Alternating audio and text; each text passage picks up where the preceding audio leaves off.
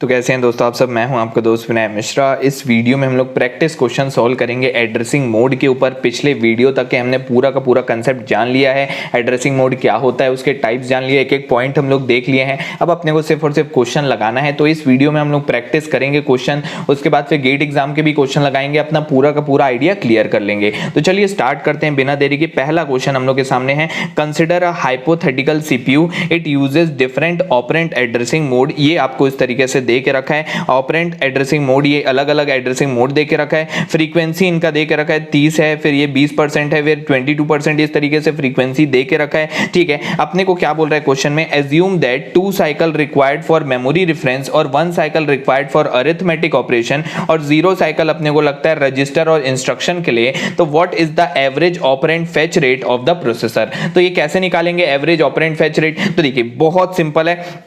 देखिए ये रजिस्टर वाला है, तो रजिस्टर वाले के केस में अपने को ये पता होना चाहिए कि कितने रजिस्टर रेफरेंस लगते हैं, कितना मेमोरी रेफरेंस लगता है और कितना अरिथमेटिक ऑपरेशन लगता है। तो अपने को पता है रजिस्टर एड्रेसिंग मोड में अपने को एक रजिस्टर रेफरेंस लगता है, भाई बिल्कुल लगता है, ये अपने को पता है। एक भी मेमोरी रेफरेंस नहीं लगता, ठीक है। उसके बाद फिर एक भी हम लोग का अरिथमेटिक ऑपरेशन नहीं होता है। तो क्या लिखेंगे यहाँ पे 30 इंटू 1 रजिस्टर रेफरेंस है। रजिस्टर रेफरेंस के लिए कितना साइकिल है भैया, 0 साइकिल है। तो हम लोग क्या करेंगे 1 इंटू 0 हो जाएगा, इंटू ये 0 0 सब कुछ 0 हो जाएगा, ये वाला टर्म तो 0 हो गया, ठीक है। उसके बाद फिर देखो यहाँ पे 20 है, ठीक है, 20 इंटू क्या होगा 0 हो जाएगा, तो जैसे एक भी 0 हुआ तो पूरा 0 हो गया। फिर देखो यहाँ पे 22 इंटू इसके लिए तो अपना 0 है, इसके लिए तो हम लोग क्या लिखते हैं यहाँ पे 22 इंटू यहाँ पे जितना भी रेफरेंस है वो लिखते हैं। तो देखो रजिस्टर के लिए अपना एक भी रेफरेंस नहीं है, 0 है, 0 साइकिल लग रहा है अपने को। अब मेमोरी के लिए कितना साइकिल दिया भैया, 2 साइकिल दे के रखा है। यहाँ पे क्या हो जाएगा 2 हो जाएगा, 0 प्लस 2 हो जाएगा, एक मेमोरी साइकिल है इसलिए 2 हो गया, प्लस 0, तो यहाँ पे क्या आ जाएगा 2 आ जाएगा, ठीक है। आपको आइडिया समझ में, बहुत बढ़िया। उसके बाद फिर देखो यहाँ पे 17 इंटू क्या होगा, ये देखो 2 मेमोरी साइकिल है तो क्या हो जाएगा, एक मेमोरी साइकिल के लिए 2 साइकिल लग रहा है, तो इसलिए यहाँ पे क्या हो जाएगा 2 मेमोरी रेफरेंस है तो ये हो जाएगा 4। तो आपको आइडिया समझ में आ गया होगा। 17 इंटू क्या करूंगा मैं 4 करूंगा, देखो 4 क्यों, ठीक है। और लास्ट में देखो 11 इंटू क्या करूंगा, एक रजिस्टर रेफरेंस है, लेकिन रजिस्टर रेफरेंस के केस में इसको 1 इंटू 0 कर देंगे अपन, ठीक है। ये मेमोरी है तो मेमोरी रेफरेंस के केस में 2 साइकिल लग जाता है, तो इसके लिए 2, ठीक है, एक के लिए 2 लगा और इसके लिए 1 साइकिल लग रहा है, देखो इसके लिए 1 साइकिल है तो ये हो जाएगा 3, तो इसके लिए 3 से यहाँ पे मल्टीप्लाई किए 11 इंटू 3 हो जाएगा, ठीक है। डिवाइडेड बाय 100 क्योंकि ये जो फ्रीक्वेंसी था वो हम लोग को परसेंट में देके रखा था, ठीक है। आपको आइडिया समझ में आया। इसको सॉल्व करेंगे तो 1.45 साइकिल पर ऑपरेंट हम लोग का एवरेज ऑपरेंट फेच आ गया। आपको आइडिया समझ में आया किस तरीके से हम लोग को ये रेट निकालना है, ठीक है, बहुत बढ़िया। अगला क्वेश्चन देखते हैं, देखिए अगला क्वेश्चन देखते हैं, consider the following memory organisation. इस तरीके का आपका मेमोरी ऑर्गेनाइजेशन दिया हुआ है, ठीक है। एक एक करके देखते हैं। एक्यूमुलेटर में यहाँ पे वैल्यू देके रखा है, एक्यूमुलेटर का जो कंटेंट है वो है 100, प्रोग्राम काउंटर के अंदर 1000 है, मतलब कि वो 1000 पे यहाँ पे अभी पॉइंट कर रहा है, मतलब कि ये वाला इंस्ट्रक्शन सबसे पहले चलेगा, ठीक है। उसके बाद फिर बेस रजिस्टर में जो वैल्यू है वो देके रखा है अपने को 400, ठीक है, यहाँ पे भी कोई दिक्कत नहीं है। इंडेक्स रजिस्टर में जो वैल्यू है वो देके रखा है 100, ठीक है। Find the effective address and operand and result, तीनों चीज निकालना है, सारे के सारे एड्रेसिंग मोड के लिए निकालना है। इससे आपका पूरा का पूरा आइडिया जो है क्लियर हो जाएगा। देखिए सबसे पहला इमीडिएट एड्रेसिंग मोड के लिए देखते हैं। तो इमीडिएट एड्रेसिंग मोड में अपने को इफेक्टिव एड्रेस निकालना है। भैया इमीडिएट एड्रेसिंग मोड में क्या इफेक्टिव एड्रेस लगता है क्या, भैया लगता ही नहीं है इफेक्टिव एड्रेस, तो ये तो बकवास कर रहा है। इफेक्टिव एड्रेस तो भैया यहाँ पे नहीं लगेगा अपने को, क्योंकि अपने को पता रहता है इमीडिएट के केस में क्या करना है, ठीक है। तो ऑपरेंड क्या है हम लोग का, ऑपरेंड यहाँ पे ये जो इंस्ट्रक्शन लिखा हुआ है यही अपना क्या हो गया, ऑपरेंड हो गया, ठीक है। तुरंत अपने को पता चल जाता है ऑपरेंड कहाँ पे, इंस्ट्रक्शन के डेफिनेशन में ही अपने को ऑपरेंड मिल जाता है, मिल गया भाई 451 ऑपरेंड, ठीक है।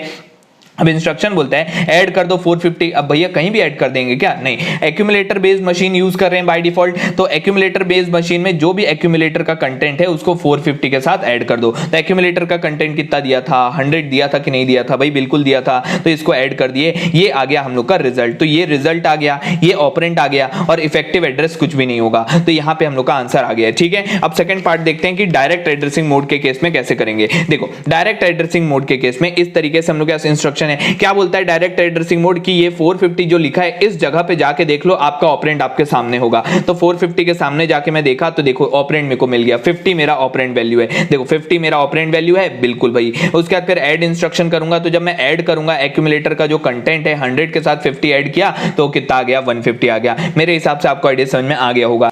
इनडायरेक्ट कैसे करते हैं भाई, बहुत सिंपल। इनडायरेक्ट के केस में ये 450 पे अपन जाके देखते हैं क्या वैल्यू है, वो मेरे को इफेक्टिव एड्रेस मिलता है। तो 450 में जाके मैं देखा ये 50, तो ये 50 में अब आपको मेमोरी में जाके देखना होगा कि आपका ऑपरेंड कहां पे है, ठीक है। तो देखो यहाँ पे 50 तो है नहीं, अगर होता तो जो भी वैल्यू आ जाता है यहाँ पे, तो यहाँ पे 50 वैल्यू दिया नहीं है तो कोई दिक्कत नहीं है। तो अपने को क्या करना होगा यहाँ पे इनडायरेक्ट के केस में इफेक्टिव एड्रेस जो होगा वो क्या होगा, 50 होगा भाई, बिल्कुल होगा। उसके बाद फिर ऑपरेंड जो वैल्यू है, ऑपरेंड का वैल्यू क्या हो जाएगा, 50 लोकेशन पे जो भी वैल्यू होगा वो हो जाएगा हम लोग का ऑपरेंड का वैल्यू। क्योंकि यहाँ पे दिया नहीं है इसलिए मैं इस तरीके से लिख दिया हूं, value at 50 will be operand. आपको आइडिया समझ में आ गया होगा, ठीक है। उसके बाद फिर बेस एड्रेसिंग मोड देखते हैं। बेस एड्रेसिंग मोड को देखने से पहले हम लोग इंडेक्स वाला देखते हैं। पहले इंडेक्स एड्रेसिंग मोड देखते हैं। तो इंडेक्स एड्रेसिंग मोड कैसे करते हैं, इंडेक्स एड्रेसिंग मोड में ये जो इंडेक्स रजिस्टर में जो भी वैल्यू होती है प्लस जो भी एड्रेस होता है हम लोग का उसको ऐड कर देते हैं। तो एड्रेस क्या है हम लोग का, यहाँ पे अपने को एड्रेस फील्ड में क्या देके रखा है, 450 देके रखा है। तो भैया 450 को ये क्या है मेरा, ये 450 मेरा बेस एड्रेस है। तो ये जो बेस एड्रेस है ये ए क्या है, बेस एड्रेस है। तो मैं इसको इस तरफ लिखा हूं ना, ये मेरा बेस एड्रेस है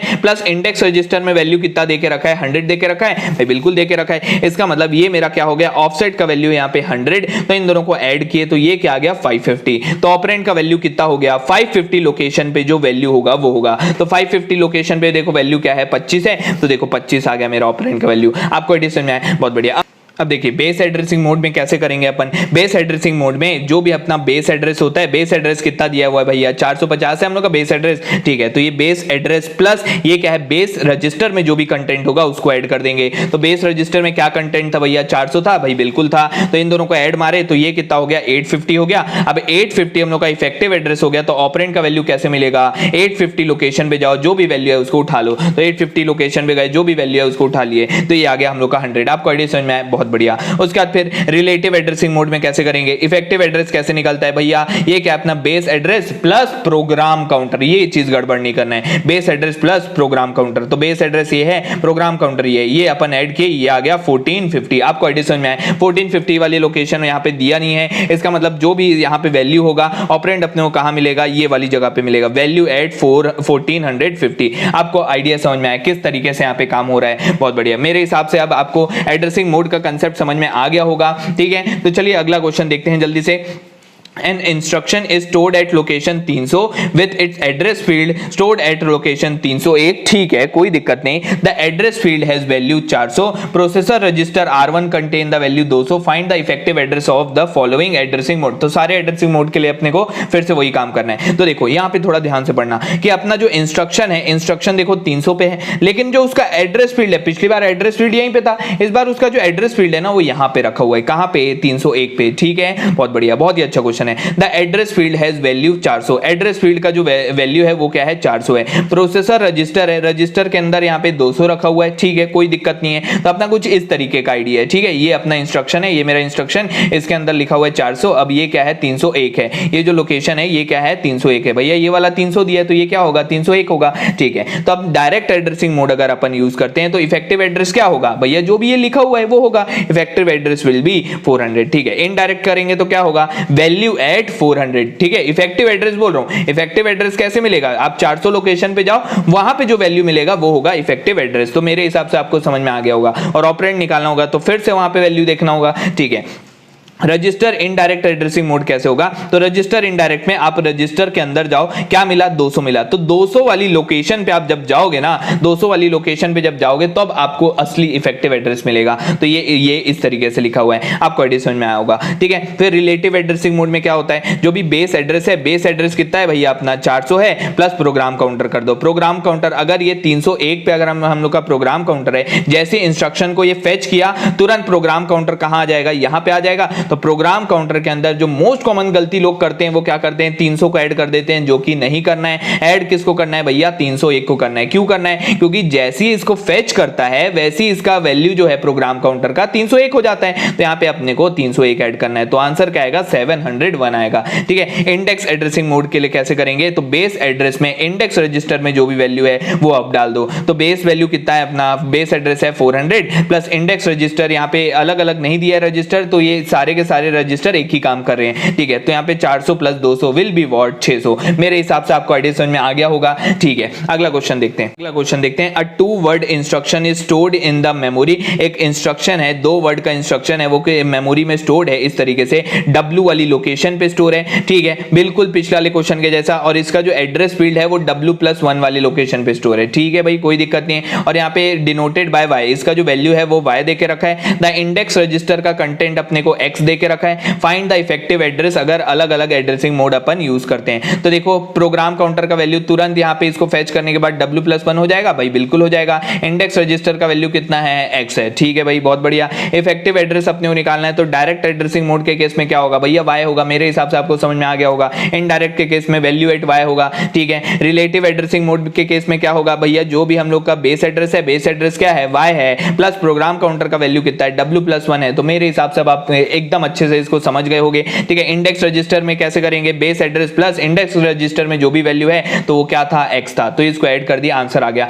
अब आपको कोई दिक्कत नहीं होगी एड्रेसिंग मोड वाले क्वेश्चन को सॉल्व करने में, एकदम अच्छे से आपको बता दिया हूं, ठीक है। अगला क्वेश्चन देखते हैं हम लोग। अगला क्वेश्चन देखते हैं। A 3 byte long program counter relative instruction is stored in the memory, ठीक है। एक 3 बाइट का हम लोग का इस तरीके से इंस्ट्रक्शन जो है, 3 बाइट का इंस्ट्रक्शन यहाँ पे मेमोरी में है, ठीक है, जिसका स्टार्टिंग एड्रेस ये दे के रखा है जो कि डेसिमल वैल्यू में है। तो इस तरीके से स्टार्टिंग एड्रेस आपको दे के रखा है। द साइंड डिस्प्लेसमेंट, यहाँ पे साइंड डिस्प्लेसमेंट है, -21 का डिस्प्लेसमेंट करना है, मतलब ऊपर की तरफ जाना है। तो आपको यहाँ पे निकालना है what is the branch address, मतलब कि कुल मिला के इफेक्टिव एड्रेस निकालना है। तो इफेक्टिव एड्रेस कैसे निकालते हैं भैया, कोई दिक्कत नहीं। इफेक्टिव एड्रेस क्या होता है, base address plus program counter में जो भी वैल्यू है वो। अब भैया डिस्प्लेसमेंट कर रहे हैं, ऊपर नीचे डिस्प्लेसमेंट कौन सा एड्रेसिंग मोड में होता है, रिलेटिव एड्रेसिंग मोड में होता है। इफेक्टिव एड्रेस कैसे निकालेंगे, इफेक्टिव एड्रेस रिलेटिव के केस में कैसे निकालते थे, आपको बताया था मैं, जो भी प्रोग्राम काउंटर में है, program counter plus offset value, ये ऑफसेट है, असलियत में इसको ए नहीं, इसको ऑफसेट लिखना चाहिए, मेरे को एक ही मतलब है, ठीक है, ये ऑफसेट है, ठीक है। तो प्रोग्राम काउंटर में आप ऑफसेट को ऐड कर दो। ऑफसेट कितना है भैया, -21 है। प्रोग्राम काउंटर कितना होगा, अभी मेरा ये देखो 3 बाइट का इंस्ट्रक्शन है, तो आपको लग रहा होगा कि भैया ये वाला होगा हम लोग का प्रोग्राम काउंटर, कैसे होगा भैया, 3 बाइट का इंस्ट्रक्शन है, इंस्ट्रक्शन यहां तक है, प्रोग्राम काउंटर का वैल्यू क्या हो जाएगा, तुरंत ये जैसे इंस्ट्रक्शन फेच हुआ ये क्या करेगा, ये हो जाएगा मेरा नेक्स्ट प्रोग्राम काउंटर का वैल्यू, बिल्कुल हो जाएगा। तो यही मोस्ट कॉमन गलत आंसर लोगों का होता है कि ये वाले को प्रोग्राम काउंटर मान लेते, भैया कैसे होगा, 3 बाइट का इंस्ट्रक्शन है, 2 बाइट का इंस्ट्रक्शन होता तो इतना बड़ा होता, तो प्रोग्राम काउंटर का वैल्यू ये हो जाता, ठीक है। 1 बाइट का इंस्ट्रक्शन है तो हम लोग का प्रोग्राम काउंटर का वैल्यू ये हो जाता। यहाँ पे 3 बाइट का प्रोग्राम काउंटर, यहाँ पे 3 बाइट का इंस्ट्रक्शन है तो प्रोग्राम काउंटर का वैल्यू क्या होगा, इस वाले के बाद वाला ये होगा प्रोग्राम काउंटर का वैल्यू। तो इसको सॉल्व करेंगे, ये आंसर आएगा अपना। आपको एडिशन में आया, बहुत बढ़िया। एक लास्ट क्वेश्चन यहाँ पे देखते हैं। कंसीडर एन इंस्ट्रक्शन, इस तरीके से आपको इंस्ट्रक्शन देके रखा है, लोड, ये वाली वैल्यू को आपको लोड करना है। बाइट ओरिएंटेड मेमोरी है, ध्यान रखना बाइट ओरिएंटेड मेमोरी है, इसका मतलब एक सेल का साइज कितना होगा, 1 बाइट का होगा, ठीक है। आप खुद ही सोच के देखो, ये जो नंबर है ये कौन सा नंबर है हम लोग का, 8030, ये असलियत में हेक्साडेसिमल नंबर है, ठीक है। हेक्सा, ये आपको पता है कि हम लोग जब मशीन इंस्ट्रक्शन यूज करते हैं तो ये जो भी वैल्यू होता है ये हेक्साडेसिमल फॉर्म में होता है। तो अगर ये हेक्साडेसिमल नंबर है, इसका मतलब ये 16 बिट, मतलब कि 2 बाइट ऑफ मेमोरी खा रहा होगा। अब भैया ये 2 बाइट ऑफ मेमोरी खा रहा होगा तो आधा भैया जाएगा पहले वाले सेल में, आधा जाएगा दूसरे वाले सेल में, क्योंकि ये जो है 1 ही बाइट का है, ठीक है। तो ये लोड इंस्ट्रक्शन पहले यहां पे गया, 80 यहां पे गया, फिर ये 30 यहां पे गया, ठीक है। अब यहां पे आपसे ये पूछ रहा है कि हाउ मेनी मेमोरी साइकिल कितना लगेगा are required for completion of fetch and execution of operation. तो देखो कैसे करेंगे इसको, कितना मेमोरी साइकिल लगेगा, तो पहले तो अपने को यहाँ पे इंस्ट्रक्शन को फेच करना होगा, एक इसके लिए, एक इसके लिए, एक इसके लिए। तो अपने को मेमोरी में एक बार ये अपने को एक मेमोरी रेफरेंस इसके लिए, एक इसके लिए, एक इसके लिए, तो 3 मेमोरी रेफरेंस तो भैया फेच करने में लगा, ठीक है। अब एग्जीक्यूशन करने में ये अपने को मान के चलना है कि एक मेमोरी रेफरेंस में एक ही साइकिल लग रहा है, ठीक है। ये अपने को एज्यूम करने बोला है क्वेश्चन में, ठीक है। अब उसके बाद फिर एग्जीक्यूशन करने में अपने को यहाँ पे एक मेमोरी रेफरेंस लग जाएगा, तो total number of memory reference कितने हो गए, 3 मेमोरी रेफरेंस लगे अपने को फेच मारने में और एक मेमोरी रेफरेंस लगा इसको एग्जीक्यूशन करने में, ठीक है। एग्जीक्यूशन किए अपन यहाँ पे, ठीक है। तो एग्जीक्यूशन करने में एक लग गया अपने को, उसके बाद फिर अपने को लोड करना है। एग्जीक्यूशन करने का मतलब क्या, एग्जीक्यूट किया, उसके बाद फिर अपने को लोड भी तो करना होगा ना डेटा को मेमोरी में, उसका अपने को एक मेमोरी साइकिल लगा, ठीक है। तो यहाँ पे टोटल मेमोरी साइकिल कितना हो गया, 4 memory cycle will be the correct answer for this question. मेरे हिसाब से आपको आइडिया समझ में आ गया होगा। तो इस वीडियो के लिए इतना ही रखता हूं, मिलता हूं अपने अगले वीडियो में जहां पे अपन अब गेट एग्जाम के क्वेश्चन सॉल्व करेंगे। अभी इस वीडियो में अपन नॉन गेट के क्वेश्चन सॉल्व किए, अगले वीडियो से अपन गेट एग्जाम के क्वेश्चन सॉल्व करेंगे। देखिए गेट एग्जाम में इजी क्वेश्चन आए हैं, ठीक है, ज्यादातर थ्योरेटिकल बेस्ड क्वेश्चन आए हैं। तो इस वीडियो के लिए इतना ही रखता हूं, मिलता हूं अपने अगले वीडियो में। अगले वीडियो में अपन गेट एग्जाम के क्वेश्चन सॉल्व करेंगे, अपना पूरा का पूरा कंसेप्ट क्लियर हो जाएगा। इस वीडियो के लिए इतना रखता हूं, मिलता हूं अपने अगले वीडियो में। Thank you.